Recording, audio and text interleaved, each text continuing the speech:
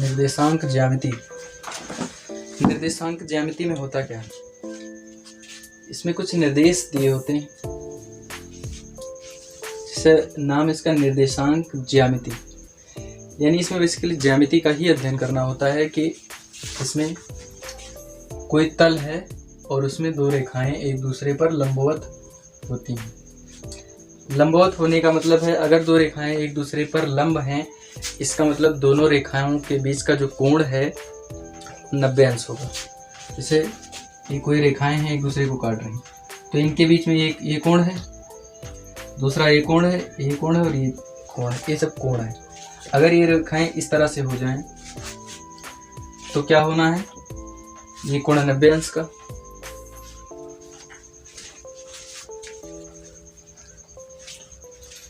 ये कोण 90 अंश हो जाएगा। तो हम बोलेंगे अगर ये रेखा L1 है और ये L2 है, तो हम बोलेंगे कि रेखा L1 लंब है। ये लंब का साइन है, परपेंडिकुलर लंब का प्रतीक है। यानी अगर हमको लंब ना लिखना पड़े तो हम लिखेंगे L1 लंब है L2 पर, या इसको इस तरह से भी लिखा जा सकता है L2 लंब है L1 पर। ये कोण 90 अंश है, ये भी 90 ही अंश है, ये भी 90 अंश होगा और ये तो 90 अंश होगा ही होगा जब। ओके, तो इस तरह से ये दो रेखाएं L1 L2 होती हैं। तो ये दो रेखाएं, जहां पर दो रेखाएं काटती हैं एक दूसरे को, उसे बोला जाता है उस बिंदु को, ये कोई तल है, ये मान लीजिए कोई तल है और इसको ये दो रेखाएं विभाजित कर रही हैं।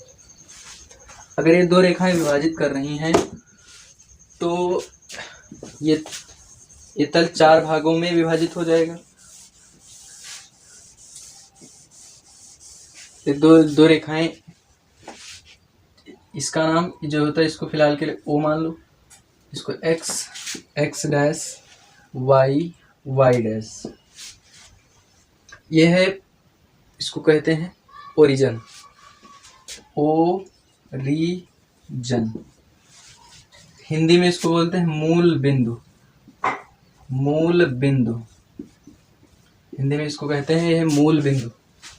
क्या है ये मूल बिंदु? सबसे पहले तो ये पूरा जो दिख रहा है ये है कोई तल है, कोई भी तल है, और इसमें ये दो रेखाएं, एक रेखा x dash x dash y dash, दो रेखाएं हैं x डैश y डैश, जो एक दूसरे को 90 अंश पर काटती हैं, जो एक दूसरे को 90 अंश पर काटती हैं। ठीक, इसको बोलते हैं जो x डैश है रेखा, इस रेखा को कहते हैं x अक्ष, इसका नाम x अक्ष, यानी x डैश जो है उसका नाम है x अक्ष।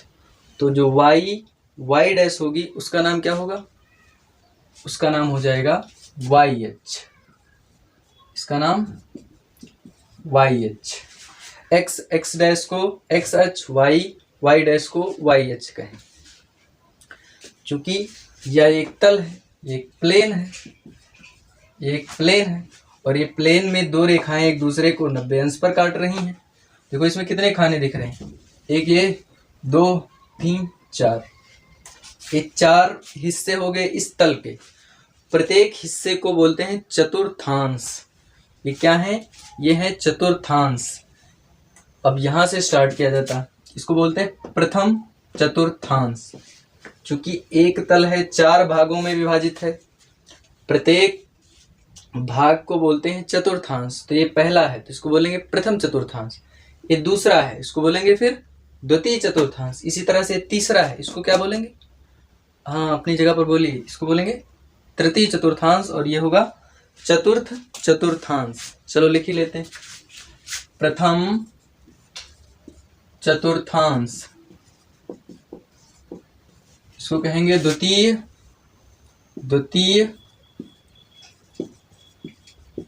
चतुर्थांश, इसको कहेंगे तृतीय चतुर्थांश, और इसको बोलेंगे चतुर्थ चतुर्थांश। प्रथम चतुर्थांश फर्स्ट क्वाड्रेंट, द्वितीय चतुर्थांश सेकंड क्वाड्रेंट, थर्ड चतुर्थांश तृतीय चतुर्थांश यानी थर्ड क्वाड्रेंट, और फोर्थ चतुर्थांश यानी फोर्थ क्वाड्रेंट। ओके, कितना कुछ अभी तक हम जाने। कोई तल होता है, इसमें कोई दो रेखाएं, पहली x x डैश, दूसरी y y डैश, एक दूसरे को 90 अंश पर काटते हैं। जो तल है वो 4 भागों में विभाजित हो जाता है। इसको बोलते हैं पहला तल यानी प्रथम चतुर्थांश, द्वितीय चतुर्थांश, तृतीय चतुर्थांश तथा ये चतुर्थ चतुर्थांश है। जहां पर दोनों रेखाएं एक दूसरे को काटती हैं उसको कहते हैं मूल बिंदु। इस रेखा को बोलते हैं x अक्ष और ये है उसकी y अक्ष। ओके, यहाँ आ जाए, ये है मूल बिंदु। मूल मतलब जहां से किसी चीज की उत्पत्ति होती है उसको कहते हैं मूल बिंदु। अब चूंकि अगर यहाँ से उत्पत्ति हो रही है तो मूल बिंदु है। हम जब यहाँ खड़े होंगे तो ये रहा हमारा दाहिना साइड, ये राइट हैंड है, ये दाहिना हाथ है, तो ये राइट हैंड है यानी दाहिनी दिशा है। ये एक्स अक्ष है, इसका नाम क्या है, ये एक्स एक्स डैश है, ये है एक्स अक्ष, तो ये एक्स अक्ष है। तो इस तरफ होगी एक्स अक्ष की धनात्मक दिशा, इसको बोलेंगे एक्स अक्ष की धनात्मक दिशा। ये क्या है, एक्स अक्ष की धनात्मक दिशा। अगर इस तरफ आप जा रहे हैं तो आप धनात्मक जाएंगे, ठीक। अगर आप पीछे जा रहे हैं तो ये हो जाएगी एक्स अक्ष की ऋणात्मक दिशा। ये क्या होनी है, एक्स अक्ष की ऋणात्मक दिशा। इस तरफ एक्स अक्ष प्लस में होगा और इस तरफ जाएंगे तो एक्स अक्ष माइनस में होगा। इसी तरह से अगर वाई अक्ष में ऊपर की तरफ जाएंगे, यानी इस तरफ अगर जाएंगे तो वाई अक्ष की धनात्मक दिशा होगी, ये धनात्मक, और ये वाई अक्ष की ऋणात्मक दिशा। हाँ, यानी कि भाई साहब, यानी अगर मूल बिंदु पर हम हैं तो इस तरफ से अगर दाहिनी दिशा में जाएंगे तो एक्स अक्ष की धनात्मक दिशा, बाईं दिशा में जाएंगे तो वाई अक्ष की माइनस, ऊपर जाएंगे तो सॉरी एक्स अक्ष यहाँ माइनस का होगा, ऊपर जाएंगे वाई अक्ष प्लस, नीचे जाएंगे तो वाई अक्ष माइनस का हो जाएगा। ओके, चलें थोड़ा सा इसको रफ करते हैं। जैसे यहाँ देखो, ये कोई तल है, x x dash y y dash, O means मूल बिंदु। इस तरफ जाना है तो जो एक्स एक्सेस होगा, एक्सेस मीन्स अक्ष, x axis, A X I S, axis means अक्ष। एक्स अक्ष की कौन सी दिशा है, तो धनात्मक दिशा है, प्लस। और इस तरफ अगर आएंगे आप, ये डायरेक्शन उस तरफ का है, अगर आप इस तरफ जाएंगे तो जो एक्स एक्सेस है, एक्स एक्सिस है, उसकी निगेटिव डायरेक्शन मिलेगी इस तरफ जाने पर। ऊपर जाओगे तो वाई एक्सेस की प्लस डायरेक्शन है, और नीचे जाओगे तो वाई एक्सेस की निगेटिव डायरेक्शन है। निगेटिव मतलब ऋणात्मक और धनात्मक। नीचे वाई अक्ष नकारात्मक, ऊपर वाई अक्ष धनात्मक, दाहिने एक्स अक्ष धनात्मक, बाएं एक्स अक्ष ऋणात्मक। ओके, चलो घटाते हैं।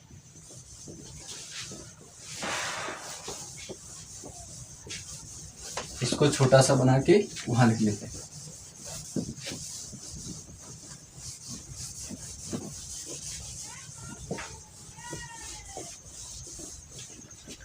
यानी कि दो रेखाएं अगर किसी तल पर काटेंगे तो इस तरफ जाओगे तो प्लस डायरेक्शन होगी, इस तरफ जाओगे तो माइनस डायरेक्शन, ऊपर जाओगे तो प्लस और नीचे आओगे तो माइनस। इस तरफ माइनस है और इस तरफ भी माइनस ही है। इसका नाम एक्स डैश वाई डैश, और ये है वो ओ। ये फर्स्ट क्वाड्रेंट है यानी प्रथम चतुर्थांश, इसका नाम द्वितीय चतुर्थांश, इसका नाम तृतीय चतुर्थांश, और ये है फोर्थ चतुर्थांश। इतना हमने भी सीखा है। अब चलो अब कुछ और जानते हैं। ये है x, x dash, y, y dash, O. O यानी कि मूल बिंदु, हम जहाँ पर मूल बिंदु पर खड़े।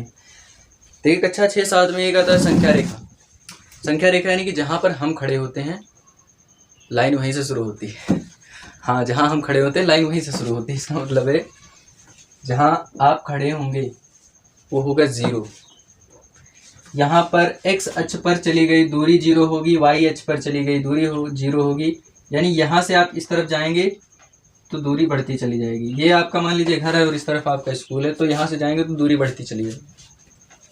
ये 1 होगा, 2 इकाई, 3 इकाई, 4 इकाई, 5 इकाई, 6 इकाई, 7 इकाई, 8 इकाई, ये दूरियाँ। ये संख्या रेखा है। एक हिसाब से बताया था एक्स अक्ष है, कह रहे हो संख्या रेखा। अरे यार एक्स अक्ष ही है। अब एक्स अक्ष को एक, चूंकि रेखा की लंबाई अनंत होती है तो हम इसको मान लें कि 1 मीटर है, ये 2 मीटर है, 3 मीटर है, 4 metre, 5 metre, 6 metre, 7 metre, 8 metre. अब इसको किलोमीटर में मान सकते हैं, 1 किलोमीटर, 2 किलोमीटर, 3 किलोमीटर, 4 किलोमीटर। अच्छा, इस तरफ हमारी धनात्मक दिशा है, इधर हम नापेंगे तो ये -1 होगा, -2 इकाई, -3 इकाई, -4, -5 और -6। इस तरह से इस तरफ बढ़ते चले जाएंगे। ऊपर अगर नंबरिंग करनी हुई तो 1, 2, 3, 4, 5 और इससे माइनस और नीचे करेंगे तो -1, -2, -3, -4, -5, -6, -7। ये एक डायरेक्शन हो जाएगा। अच्छा भैया, इतना तो कर लिया, ये नंबरिंग कर लिया। अब बताओ, अगर आपसे कह दिया जाए कि आप 6 इकाई दाहिनी दिशा में जाएं तो आप कहाँ पहुंच जाएंगे? तो चूंकि आपका घर तो ये रहा, आप यहाँ खड़े हैं, आप कहीं, आप कुछ भी कोई बोले, आप यहीं पर रहेंगे। बोला 6 इकाई धनात्मक दाहिने जाइए, तो 6 इकाई दाहिने का मतलब है 1, 2, 3, 4, 5, 6। आप यहाँ पहुंच जाएंगे। आप पहुंच जाएंगे बिंदु ए पर। ए मतलब अभिषेक नहीं, ए मतलब आपका डेस्टिनेशन, जहां आपसे कहा गया है जाने को। बिंदु ओ से चलेंगे, आप ए पर पहुंच जाएंगे। किसी ने बोल दिया एक्स अक्ष की ऋणात्मक दिशा में 3 इकाई चलिए। प्रश्न है एक्स अक्ष की ऋणात्मक दिशा में 3 इकाई चलिए, तो आप यहाँ पर खड़े, घर तो आपका ये रहा, 1 इकाई, 2 इकाई, 3 इकाई, यानी आप पहुंच जाएंगे ए डैश पर। कहाँ पहुंच जाएंगे? ए डैश पर। अगर 6 इकाई धनात्मक दिशा में जाना है तो ए पर पहुंच जाओगे। अगर 3 इकाई ऋणात्मक दिशा में जाना है एक्स अक्ष की तो आप ए डैश पर पहुंच जाएंगे।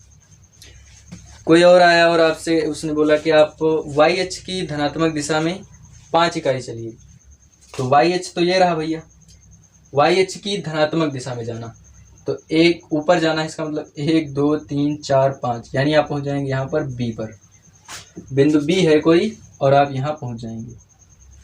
वाई अक्ष की धनात्मक दिशा में 5 इकाई जाना है तो आप बी पर पहुंच जाएंगे।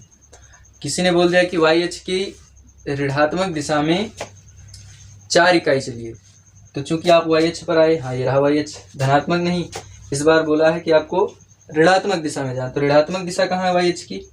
नीचे चलते जाओ, चलते जाओ, चलते जाओ, तो 1, 2, 3, ये रही वाई अक्ष की ऋणात्मक दिशा, और यहाँ पर 4 इकाई तक आना, यानी कि बिंदु बी डैश तक आना, बी डैश तक आना। ठीक है, तो इतना तो क्लियर हुआ हम लोग, ये पहुंच जाना। ओके, संख्याएं, गिनती और ये डायरेक्शन करना हमको आ गया। चलो अब किसी बिंदु की बात करते हैं। यहाँ पर अगर कोई बिंदु स्थित है, अच्छा चलो इन बिंदुओं के निर्देशांक की बात, चूंकि हम पढ़ रहे हैं निर्देशांक ज्यामिति, निर्देशांक ज्यामिति, तो हमको इसके बारे में पता ही होना चाहिए। सबसे पहले तो एक निर्देशांक क्या होता है? निर्देशांक बराबर होता है, स्मॉल ब्रैकेट में निर्देशांक लिखा जाता है सदैव, एक्स अक्ष पर तय दूरी, तय भी यहीं लिख देते हैं। एक्स अक्ष पर तय दूरी को बोलते हैं एक्स अक्ष पर तय दूरी, वाई अक्ष पर तय दूरी। यानी x अक्ष पर तय दूरी कामा y अक्ष पर तय दूरी, ये होता है अपना निर्देशांक। किसी भी बिंदु का निर्देशांक लिखना है, इसका मतलब ये हो गया x अक्ष पर तय दूरी तथा y अक्ष पर तय दूरी को इस छोटे ब्रैकेट में लिख दीजिए, यही है अपना निर्देशांक। इसको बोलते हैं x अक्ष पर तय दूरी को कहा जाता है भुज। x अक्ष पर तय दूरी को बोलते हैं भुज। जैसे हमने कहा कि x अक्ष की धनात्मक दिशा में 6 इकाई चाहिए, यानी आपने भुज पर दूरी तय करी है और वो 6 इकाई है। कितनी? 6 इकाई। जो 6 इकाई है ये किसकी दूरी है? ये भुज है। और y अक्ष पर तय दूरी को बोलते हैं कोटि। y अक्ष पर तय दूरी को बोलते हैं कोटि, यानी जो अपना निर्देशांक होता है जो वो भुज कामा कोटि से मिलकर बनता है। भुज छोटे ब्रैकेट में भुज कामा कोटि बराबर निर्देशांक है। ठीक। अब अगर बिंदु ए के हमको निर्देशांक लिखने, तो ठीक, ए रहा अपना एक कौन सा अक्ष है? नाम बोलो इसका। ये कौन सा अक्ष है? ये एक्स अक्ष है। और ये कौन सा अक्ष है? ये वाई अक्ष है। ठीक। क्योंकि यहाँ पर एक्स अक्ष और वाई अक्ष दोनों ही जीरो हैं।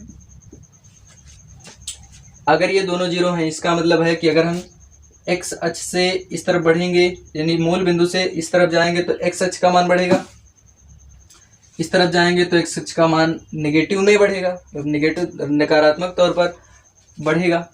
ऊपर जाएंगे तो वाई अक्ष का मान बढ़ेगा, नीचे जाएंगे तो वाई अक्ष का मान माइनस में आएगा। लेकिन अगर हम केवल एक्स अक्ष पर चलते रहें तो वाई अक्ष के लिए तो हमने कोई दूरी नहीं तय करी, ना तो ऊपर गए ना तो नीचे गए, यानी एक्स अक्ष पर वाई का मान 0 होता है। एक्स, यहां पर एक चीज लिख लो, एक्स यहीं से, एक्स अक्ष पर कोटि बराबर 0, ये सदैव के लिए एक नियम है। वाई अक्ष पर, एक्स अक्ष पर कोटि सदैव 0 होती है। कोटि है क्या? कोटि है वाई अक्ष पर चली गई दूरी। क्योंकि आप तो एक्स अक्ष पर चल रहे हो भैया, तो वाई अक्ष पर कोई दूरी नहीं तय करी, तो कोटि क्या हो जाएगी? 0 हो जाएगी। इसी तरह से जो वाई अक्ष है, वाई अक्ष पर क्या 0 होगा? एक्स अक्ष पर कोटि 0 है, तो वाई अक्ष पर क्या 0 होगा? भुज 0 हो जाएगी। वाई अक्ष पर भुज विल बी भुज बराबर 0। ये दोनों ही नियम ये दोनों बातें याद करने वाली है, बहुत आसान है, याद हो जाएगी। एक्स अक्ष पर कोटि 0, वाई अक्ष पर भुज 0। ठीक, चलते हैं। अच्छा, अगर अब बिंदु ए के निर्देशांक लिखने, बिंदु ए के निर्देशांक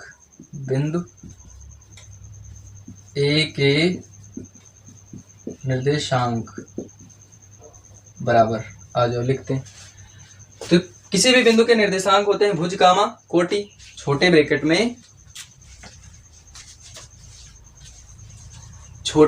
में भुज कामा कोटि। तो देखो भुज कितनी है? एक्स अक्ष पर तय दूरी को भुज कहते हैं। तो एक्स अक्ष पर ए के लिए देखो 1 इकाई 2 इकाई 3 इकाई 6 इकाई दूरी तय करी, यानी एक्स अक्ष के लिए 6 इकाई, एक्स अक्ष पर 6 इकाई दूरी तय करी, इसका मतलब कोटि हो गई 6, और भुज 6 हो गया। कोटि कितनी? तो वाई अक्ष पर तो दूरी ही नहीं तय करा, वो तो एक्स अक्ष पर ही चलता रहा, तो कोटि हो जाएगी 0। यानी बिंदु ए के निर्देशांक 6, 0 होने, क्योंकि एक्स अक्ष है वहां पर कोटि 0 होती ही है। इसी तरह से बिंदु ए डैश के निर्देशांक,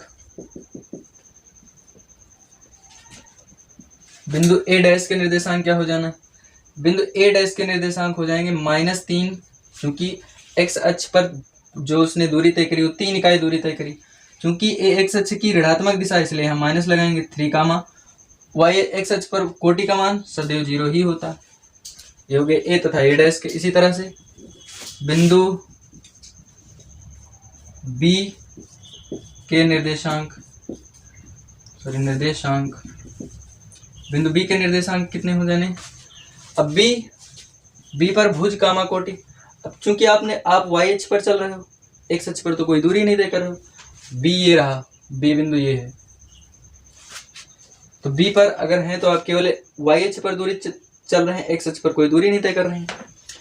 तो वाई अक्ष पर भुज का मान 0, कामा वाई एच पर चली गई दूरी को कोटि कहते हैं। कोटि कितनी है? 5 इकाई। तो बी के निर्देशांक हो जाएंगे 0,5। इसी तरह से बिंदु बी डैश के निर्देशांक, अच्छा बी डैश मानो या तुम आप इसको मानो ए, इसको मान लो बी, इसको मान लो सी और इसको मान लो डी। तो यहाँ पर बिंदु बी के निर्देशांक, यहाँ पर बिंदु सी के निर्देशांक और ये हो जाएंगे बिंदु डी के निर्देशांक। अगर पहले वाला लिख ले वो भी गलत नहीं है बिल्कुल। बिंदु डी के निर्देशांक क्या हो जाने, चूंकि ए वाई एच है, वाई एच पर भुज का मान सदैव 0, यानी वाई एच पर एक्स का मान सदैव 0 होगा।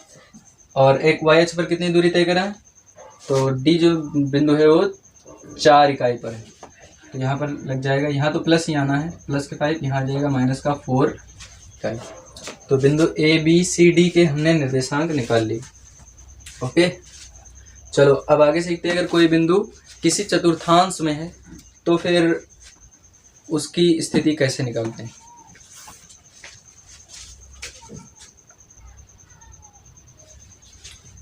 किसी बिंदु का ज्यामितीय निरूपण, जैसे कोई बिंदु है P और उसका जो निर्देशांक है बिंदु P का निर्देशांक, का नहीं लिखते के निर्देशांक 4,3 है, 4,3। इसका ज्यामितीय निरूपण करना, चलो देखते हैं, बनाते हैं। ये रहा x dash y dash, this is O। 1 2 3 4 5 6 7 8 बराबर दूरी से बांट लेते हैं। 1 2 3 4 5 6 7 8 9, 1 2 3 4 5 6 7 8 9 10, 1 2 3 4 5 6 7 8 9। ये कुछ इस तरह से हमने इसको बांट लिया। अगर गिनती लिखना ही तो 1 2 3 4 5 6 7 8, 1 2 3 4 5 6 7 8 9, -1 -2, चूंकि ये एक्स अक्ष की धनात्मक दिशा थी, ये एक्स अक्ष की माइनस दिशा, माइनस डायरेक्शन, -3 -4 -5 -6 -7 -8, और ये वाई एच की माइनस डायरेक्शन होगी। इस 1 को भाई यहाँ लिख देते हैं, ये -1 इसके लिए, -2 -3 -4 -5 -6 -7। ये बिंदु है 3,4, कहाँ मिलने वाला, सॉरी 4,3 लिखा है 4,3। 4,3 कहाँ मिलेगा, 4, चूंकि कोई भी निर्देशांक होता क्या है, निर्देशांक बराबर, हाँ बोलो निर्देशांक क्या होता है, बोलो, आंखें बड़ी करो, निकालो, कॉपी मत पलटो, बताओ निर्देशांक क्या होता है। निर्देशांक होता है भुज कामा कोटि, भुज कामा कोटि। तो भुज एक्स अक्ष पर तय दूरी को भुज कहते हैं, वाई अक्ष पर तय दूरी को कोटि कहते हैं। चूंकि भुज पर 4 है, भुज बराबर 4 है, एक्स अक्ष पर कितनी दूरी चलना है, 4, 1 2 3 4 इकाई यहाँ। और कोटि कितनी है, तो कोटि है, कोटि क्या है, कोटि यहाँ पर 3 है। वाई अक्ष पर तय दूरी कोटि होती है, तो कोटि 3 है, तो वाई अक्ष पर चलो 3 दूरी, 1 2 3 ये रहा। अब हमें बिंदु कहाँ मिला है, तो नहीं बना, तो ऐसा करते हैं, यहाँ से एक लंबवत लाइन खींच देंगे ऐसे, और बी से इस तरह से, और ये दोनों जहाँ पर काटेंगे यही हो जाएगा 4,3। एक्स अक्ष धनात्मक दिशा, वाई अक्ष की धनात्मक दिशा, दोनों की धनात्मक दिशाओं से जो बिंदु बनता है वो प्रथम चतुर्थांश में है। यानी इस बिंदु का ये रहा ज्यामितीय निरूपण, यही है बस। ठीक, जैसे अगला मान लीजिए P है, क्यों बिंदु है, क्योंकि निर्देशांक हैं मान लीजिए -4,3। अब इस बार दे दिया Q के निर्देशांक है -4,3, +3 रखो, -4 है, 3 जो है प्लस का है। तो आ जाओ, चूंकि कोई भी निर्देशांक क्या होता है, बोलो क्या होता है, भुज कामा कोटि। तो भुज इस बार है -4, -4 भुज कहाँ मिलेगा, यहाँ मिलेगा, 1 2 3 4 यहाँ मिलेगा, ये -4 ये रहा भुज, और 3 ऊपर यही वाला, तो यानी यहाँ से और ये डायरेक्शन, ये जो बिंदु है ये हो जाएगा -4, 3, ये P है और ये बिंदु Q हो जाना। इसी तरह से मान लीजिए R है कोई बिंदु, R के निर्देशांक हैं, R के निर्देशांक इस बार हमने ले लिया -4 और -3, क्योंकि यहाँ दोनों प्लस के लिए, यहाँ पहला माइनस में लिया, दूसरा प्लस में, यहाँ दोनों माइनस के ले लिए। अब इसका निरूपण करना, भुज कोटि, भुज -4 कहाँ मिलेगा, हम तो यहाँ, ये हमारा घर है और यहीं पर है, हमको -4 चलना है, -4 चलना है, किस पर चलना है, -4 चलना है भुज पर, -4 चलना है भुज पर, यानी कि बाएं दिशा में, तो इस तरफ चलेंगे, तो -4 ये रहा अपने पास। अब फिर कोटि पर जाना, कोटि पर जाना है, कोटि पर यानी YH पर, कोटि पर जाना YH पर, माइनस में 3 है, यानी ऊपर नहीं जाना है तो नीचे जाएंगे, तो 1 2 3 यानी यहाँ ये बैठा। अब इसको ऐसे लंबवत लाइन खींचेंगे और इसको सीधी रेखा खींचेंगे, जो ये पॉइंट है यही हो जाएगा R और इसके निर्देशांक -4, -3, ओके। और कोई S बिंदु है, S के बिंदु लिख लीजिए यहाँ, बिंदु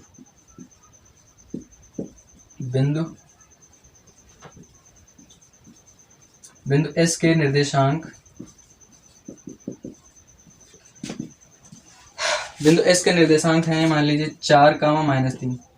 इस बार क्या किए, पहला प्लस कर दिया, दूसरा माइनस कर दिया, पहले वाले में दोनों प्लस, दूसरे निर्देशांक की बात की Q की, तो पहला ऋणात्मक कर दिया, दूसरा प्लस में धनात्मक, और R बिंदु के दोनों ही निर्देशांक ऋणात्मक हैं, दोनों ही माइनस के थे। अब बिंदु S में क्या हमने किया, S में भुज को धनात्मक लिए हैं और कोटि ऋणात्मक लिए, इसका निरूपण करना, तो भुज धनात्मक है, यानी कि इस तरफ चलना है, भुज है कितना, यहाँ पर 4 जाना, मतलब ये लाइन होनी चाहिए। कोटि -3 है, तो कोटि YH पर चली गई दूरी को कोटि कहते हैं, और चूंकि ये कोटि जो है वो यहाँ से माइनस की है, तो ऊपर तो जाना नहीं, नीचे यही वाली लाइन होगी, और इसको ऐसे खींच देंगे, तो जो ये बिंदु हो जाएगा ये होना है S, इसके क्वाड्रेंट हो जाएंगे 4, -3, क्वाड्रेंट यानी कि निर्देशांक। और यार ना हमारी आदत है, सॉरी इंग्लिश की ज़्यादा प्रयोग कर हो जाती है। तो इस तरह से हमने देखा कि हम जब इन 4 बिंदुओं को, यानी बिंदु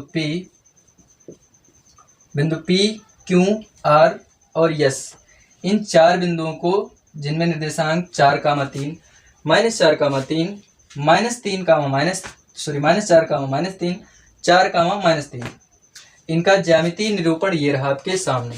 तो यहाँ अगर देखें, पहले चतुर्थांश का बिंदु जो 4, 3 है वो पहले चतुर्थांश में है, और उसमें दोनों ही निर्देशांक धनात्मक हैं, भुज भी धनात्मक है, कोटि भी धनात्मक है, यानी ये जो पहले चतुर्थांश में जितने भी बिंदु होंगे, व्हाटएवर जो भी पॉइंट होंगे, उनमें भुज और कोटि दोनों ही धनात्मक होगी। आ जाइए चतुर्थांश 2 में देखते हैं।